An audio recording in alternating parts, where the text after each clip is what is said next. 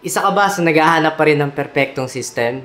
Or pagod ka na ba sa kakapanood ng iba't ibang trading channels, yet you still find it hard for you to apply yung mga napapanood mo? So again, if you want to learn more and if you want to know the answer, please watch the rest of this video. What is good mga champion, and welcome back to another video. So, as for our topic today, again, aminin natin, marami sa inyo, aspiring traders, beginners, or even intermediate niya, napakarami niyong fina-follow ng mga trading channels or even pages or group, okay? Nothing wrong with that. The problem lies kung saan yung mga ina-absorb nyong contents, pinapanood nyo ng napakaraming oras, ay hindi nyo ngayon ma-i-apply or masyado ng maraming information, okay? Napakaraming information kung saan magkakaiba ng strategy yung mga pinapanood nyo.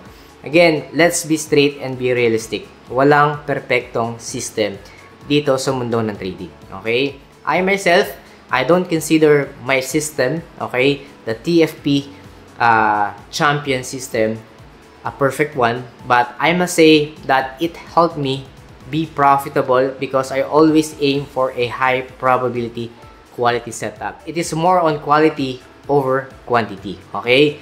Again, for some people, the reason na marami kayong fina-follow is some of you guys may want to have a motivation, okay? Purpose nyo to motivate yourself na mag-aral pa, mag-practice, okay? Mag-charting, kung ano man, and gain more experience. And for some naman, is to just acquire more knowledge para again, you have more options para matest yung iba't ibang strategies. Again, nothing wrong with that. Pero ano bang kalaban natin dito? Oras, di ba? So again, hanggang kailan kayo manonood lang, hanggang kailan kayo maghahanap na sa tingin nyong near perfect yung hahanapin nyo. Wala kayong makikitang ganon. And most likely, you are just wasting your time. So again, meron namang solution dyan, okay? The best option is simply just by doing it, okay? Find some inspiration for some trading channels na fina-follow nyo and ano pang gagawin nyo, okay? If you found that trading system or strategy logical and it made sense at naiintindihan mo, then stick to that strategy, okay? You don't have to learn all of the advanced agad para masabi na you have to be profitable. Take note, hindi porket may alam ka na advance, profitable ka na. You have to be realistic. Napakarami kong kilala na nag-enroll sa akin, alam na yung mga advance, they call themselves advanced because it took them almost 2 to 3 years na nagtitrade but still not yet profitable. So, hindi usapin to na paramihan ng alam. Take note, it is more of you being comfortable and be more logical sa inyong system. Okay? So, again, if you found my strategy, itong sinishare ko publicly, okay? Warrior System Basics.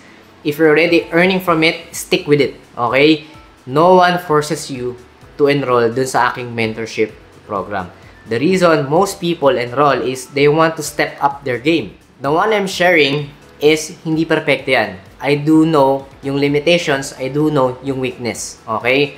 But take note, I have managed to improve and evolve yung aking system to a more logical, more or less complicated, more simple, para mas maintindihan ng zero knowledge individuals up until kahit advanced ka na.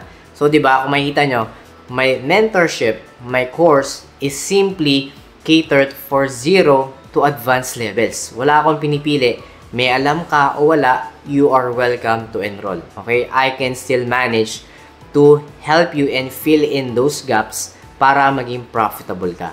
Alright? So again, take note, less is more sa trading. Take note, hindi sagot na kailangan yung aralin lahat ng advanced agad-agad, okay? Para masabi na you are aiming for profitability. Learn the baby steps, master the basics, go for the intermediate experience, trade more, okay? Do more charting more frequently, and then learn by experience. It is okay to fail for a reasonable amount of money kasi part ng laro yun, okay? Part ng trading yun.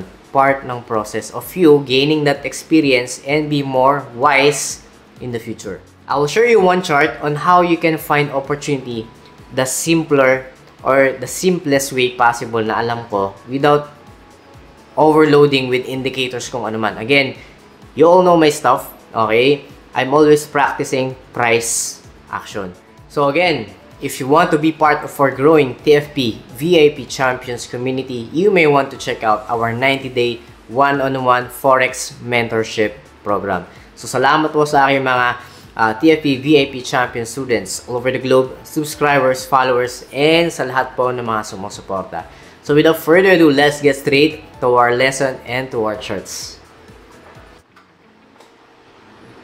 Alright, so let's try to check any random chart, no? And as I have mentioned, okay, trading should be less complicated, okay? Most people fail because they try to find it more logical daw kapag mas marami silang nilalagay na indicators, mas marami chine-check. Again, the point of you deciding for simple buy and sell, di ba nga, dalawa lang yung options mo, and napakahirap pa, di ba?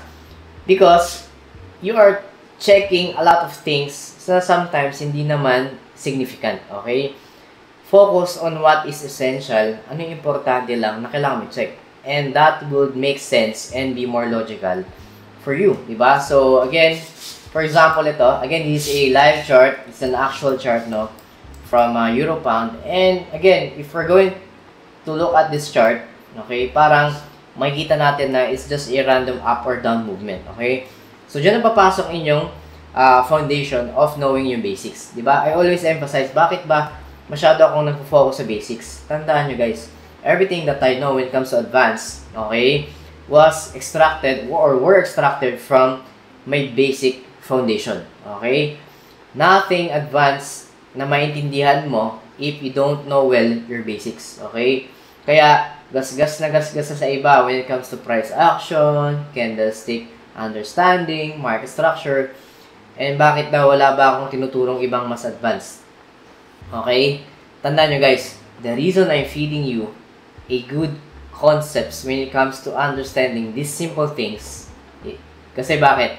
If you don't master these simple things sa ngayon, at you go jump or straight dun sa ating advance, sigurado ako, malito ka. And you don't find it logical, di ba? So ngayon, paano ko ngayon to didiskartihan on finding opportunity? So syempre, first things first, TLC concept, trend level confirmation entry. I have to see ano nga ba yung past structure, then I can have a decision anong gagawin ko ngayon dun sa current structure for me to decide, di ba? So, it's not just following the trend, okay? So, titingnan natin to. Makita natin, di ba? Market went from this peak, itong her high na yan. And then, what happened? Nagkaroon tayo ng impulsive move down, which can be considered as your lower low, okay? Lower high, and then, lower low. So, after ng lower low na yan, nagkaroon pa rin tayo ng lower high. Okay? Ano yung nakikita nyong significant dito? Okay? Coming from that structure, market followed, alin? Yung kanyang correct sequence. Di ba? From this high, higher high, di ba? Nagkaroon ng impulsive move down, creating a new low, breaking itong mga levels of higher low. So, which means, dominance of selling is there. After that, after nitong new low na yan, di ba? It created a lower high, which means nagkaroon tayo ng weakness. So, kapag may weakness, may momentum. So, take note, that is how I know kung market is magko-continue siya o hindi. Just by looking at the structure. So, kung makita natin to, nagkaroon tayo ng weakness, making it a lower high structure, and then lower low. So, ibig sabihin, sinusunod ngayon yung ating cycle of ano? Diba? Ating cycle of downtrend. So, I can group this as a downtrend, diba? So, pwede natin sabihin na ito ay cycle ng downtrend. Okay? Afterwards, market consolidated at some period. So, evident naman na meron tayo itong gray area. I call this gray area kasi we really cannot decide for that specific period whether we're going to buy or sell, not unless it shows specific structure of strength or weakness. So, as of this point, I can call that as a gray area. So, hindi siya gray. Let's make this gray. Okay. So, ibig sabihin, indecisive yung market, nagkaroon ng consolidation. There were some equal number of buyers and sellers, making it hard for them to decide whether it will continue or not for a decision making. So, ano nangyari ngayon? Nagkaroon ng impulse, move up. Okay? But, does that guarantee na tataas yung market? Obviously not. Kasi, if you follow the structure, high, lower high, lower high. And as of this point, intact pa yung iyong lower low. So, which means, market is settling around this level throughout that consolidation, and provided nagkaroon tayo ng impulsive move, doesn't mean na meron tayong move up or dyan na magkakaroon ng upward structure. So again, what matters is ano yung mangyari from the next structure. So ano nangyari dyan? After ng lower high, di ba? Even though nagkaroon tayo ng slight, di ba? Higher low and then lower high, meaning market is still indecisive during this point. Diba? Kasi bakit? Kita nyo, it's still settling within this boundary of lower low. So, meaning, meron pa ring momentum of buyers and as well as sellers. Kasi, nagkaroon nga ng higher low, again, lower high naman. So, which means, there's really an equal battle of buyers and sellers. Kung ito ay nagkaroon ng higher high, then, I can agree na pwede yung maging uptrend. So again, I'm just interpreting ano yung ginawa ng market structure from the past. Okay? So that it will make sense later on when we decide for an opportunity dito sa ating current structure. So ngayon, aware tayo na indecisive pa rin as of this point. However, market broke through this strong level of buyers, which is yung ating lower low. Okay? So ibig sabihin yan, nagkaroon tayo ng panibagong lower low. So let's just label this as lower low.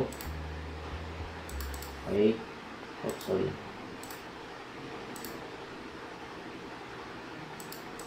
So take note meron tayong lower low, lower high, lower high din to, lower high, lower high. Okay. However, at this time, sabi nga, meron tayong slight momentum ng buyers, kaya meron yung higher low. Okay? But it doesn't follow through kasi nagkaroon ng weakness still. Diba? May weakness pa rin dito. So, we cannot say na yun ay a bullish trend. So, kaya it is important to know yung tamang structure at cycle ng market. So, ngayon, anong mapansin nyo by current structure? Dito na mag-make sense if you're aiming for a buy or sell. Diba? So, let me just delete some markings. Sorry. Yan. Okay. So, to make it more simpler, we are currently nanggaling sa lower low na bumalik sa same level. So, this is now acting as a logical support. Diba? So, obvious naman kasi nagkaroon ng multiple reactions from this level. Okay. So, ibig sabihin, galing tayo support. And, what happened? Take note, yung mga significant level dito ay itong lower high. So, gamitin ko lang yung mga peak niya. Okay. Let me just use this. Yun yung mga wicks. Okay. And, ano pa? So, ito yung mga significant level na nabasag ni current structure. So, ano mapapansin nyo? Meron tayong downtrend cycle ulit na nagsimula from this. From this structure, di ba? Umaga, nasunod yung cycle ng downtrend.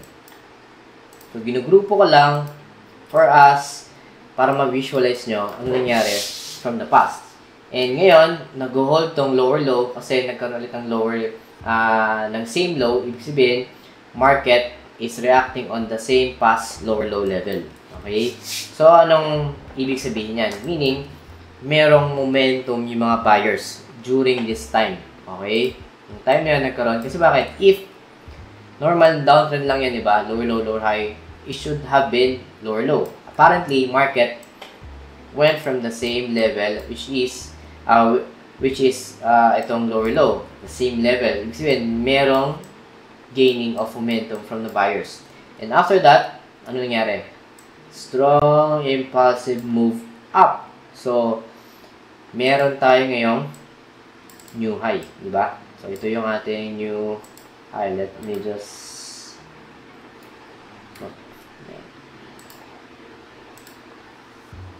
okay, meron tayong new high. So, again, take note. Okay, itong mga dotted lines yung binasag nating level of lower high, which is, sinasabi dito na nagkaroon tayo ng change of characteristic ng ating trend. Kasi, coming from downtrend, nabago yung cycle, di ba? So, ibig sabihin yan, magtatanong ka na. So, ngayon, anong gustong sabihin sa akin ng market? Am I really going to buy or sell? Okay? So, dito na mag-make sense na since may impulsive move up, okay, this shows na merong momentum yung buyers. Okay? Apparently, for most traders, nagde-depende sila saan? Sa trend. And currently, nakababad sila sa lower time frame. So, if I'm going to look sa lower time frame ngayon, just for example, if I'm at the perspective ng mga retail traders or mga amateur beginners, intermediate, normally nagbababa dyan either 5 minutes or 15 minutes. Let's say 5 minutes sila because they're aiming for a short-term opportunity. Ano mapapansin nyo, di ba? Yung Agos is a downtrend. So, most likely, people will be aiming for a sell opportunity. Okay? Instinct yan. Kasi, trend is your friend concept. Okay? That may not be the case kung titingnan mo yung mas mataas na higher structure. Kaya nga sabi ko, di ba, it is wise to know first yung inyong bigger picture or yung higher structure on a higher time frame para malaman nyo if you're going to buy or sell. So, ano makita nyo? Yun pa lang nakikita nyo na downtrend, maybe a correction move only or a pullback for another pump. Kasi bakit? Ang structure na ngayon, nagkaroon tayo ng new high, di ba? From this level, new high. Bakit new high? Siyempre, nabasag mo yung cycle of downtrend, di ba? Ang cycle ng downtrend, lower high, lower low, lower high, lower low, etc. And then, nabago, biglang nagkaroon strong impulsive move up from the past few weeks. So, ibig sabihin, nag-gain ng momentum yung mga buyers. So, ano nangyari? Ngayon, nagko-correct siya ngayon and possibly, it might correct to the previous level na binasag mo, which is yung ating lower high. So, as of this point, okay, is it really wise to sell or to buy? Okay, tandaan nyo, yung nakikita ng mga short-term traders, maybe a correction lang sa mas malaking time frame, which might possibly magulat sila pag nag-sell off sila, nagkaroon ng impulsive move up, and it will go against them. So, ibig sabihin yan, learn first to know ano ba yung sinasabi sa higher structure. Okay? So, ngayon, sinasabi sa higher structure, this can be only a pullback or a corrective move for another pump going up. So, ngayon, if I'm a long-term perspective trader, I should wait dito na magkaroon ng diba? At least ng pin bar, diba? Pinaka-safe, diba? Magkaroon ako ng pin bar dito na daily to make it more logical na market would really wants to go up. Kasi bakit? Itong pin bar na yan may serve as what? Makita nyo, di ba? What? A anchor point for my gagawin kong blue to para mas ma-visualize nyo yung sinasabi ko. Again, di ba? If you are aware of the warrior system, di ba? A good buy opportunity, you must be above certain confluence levels. So, if ito ay magkaroon ng pin bar and shows a buying pressure candle, momentum ng buyers, that can be my anchor point for the trend line support coming from this perspective. Okay? And then what? Okay? And yung corrective move na yan, na pababa, saan siya nag-correct? Doon sa horizontal level of past resistance that acting now or will act now as a support. So, ibig sabihin, I am also will be above horizontal support. Diba? So, ito yon. Diba? So, gawin natin tong blue, no? Para makita nyo yung relevance ng sinasabi ko. And, ano pang mangyayari? Ano pang pwede nyo makita as confluence on a higher perspective? Nakita nyo? Binasag nitong current structure yung historical downtrend natin as a cycle. So, ibig sabihin yan, okay, I am now or will be sitting on a high probability setup for a buy setup for this chart, okay, as an opportunity on a long-term perspective, okay. I'm not saying I'm always correct, okay, I'm not saying na tama to, but again, I can only be reactive. But what I'm seeing now can be a potential long setup for a swing perspective. Okay? So, ngayon, sasabihin, sir, paano naman yung mga short-term traders? Ayoko ng swing, hindi kaya ng account ko. Kasi maliit lang. That is why, kung swing ka, mag-intay ka na lang ng pin bar dito sa HPT zone. Kasi ito yung HPT zone, itong tinutumbok natin. Dahil you will be above trendline support, horizontal support, that was a previous level of resistance, and you already broke through this trend line resistance. So, ibig sabihin yan, you are on a high probability buy setup for the warrior system. So, ibig sabihin, wala pa akong ginagawa, I'm just looking at the market structure itself. Nagkaroon ako ng idea that I can be a buyer on a long-term perspective. So, ngayon, saan magmamato yung mga short-term opportunities? Okay, dito ko lang ito mga Ayan. So, over tayo, these levels, okay, nakita nyo may gap pa, di ba? Is it wise na i-trade pa ito pababa on a short term? Then, magmamato yung inyong lower time frame opportunity. So, ibig sabihin, bababa ko ng lower time frame to see if may relevance pa ako na mag-short term trade o wag na lang, okay? So, hindi ko ipipilit yung trade, but rather, I will make it to a point na makita ko yung logical confluence level. So, ngayon, sa 4 hours, ano makikita nyo? Okay? Look for structure, di ba? Okay? Diyan na, magmamatoy yung confluences levels ulit. So, gawin ko lang itong, yan. So, meron na ako agad nakita. Meaning, if I want to sell off yung gap, okay? And then, ano pa? Use this level. Okay? And then, maghanap ka ngayon ng previous support na nabasag, that will be logical for you to be a resistance level. So, obvious naman na around this level, di ba? Okay? Or, itong, di ba, kung makita nyo, yung historical lower high nyo can be relevant as well. So, ibig sabihin, okay, hindi man eksakto yan. Again, we're seeing this as a level of zone, di ba? So, sabi ko nga, this can be a logical, di ba, zone for seller. Okay? So, ano mapapansin natin? This can be a resistance level. So, in short, on a 4-hour perspective, before I can trade a day trade opportunity, I must be below trendline resistance, which is, we are now below. I must be below horizontal, resistance, which is, I am now below, I should be breaking a trend support, which already did. So, ibig sabihin yan, ang high probability setup ko for a sell-off on a short-term perspective would be around this level. Ito yung maging HPT ko for a sell. So, 4 hours HPT. So, am I going to trade blindly sa HPT zone na yan? Mag-sell limit na ba ako? Hindi. Hintayin nyo muna mag-pullback. Di ba?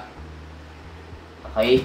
Again, I'm not saying na yan yung mangyayari. Ang point ko dito is, if ever market went through this HPT zone, baba ka ng 15 minutes to sell off up until this blue level. Kasi ito, HPT zone mo on a higher time frame for a long position, di ba? Yung sinasabi ko na you can have multiple opportunities as long as you know kung ano yung ginagalawan mo. So, what if ang market bumaba na dito? Which means, this can be an invalid area for a short-term trade. Dahil, kapag pumatak na yan dito, most likely, babasagin na yan ng market on a higher perspective. Di ba? So, ang ginagawa lang natin ng setup would be, if in case market bounce back, magpunta dito sa HPT zone, then I can sell off itong gap na yan. I can still trade, di ba? Mas maganda pa yung risk to reward kasi bakit? Yung risk mo will be less kasi kung dito ka mag-trade ng sell, no? Example dito. Okay?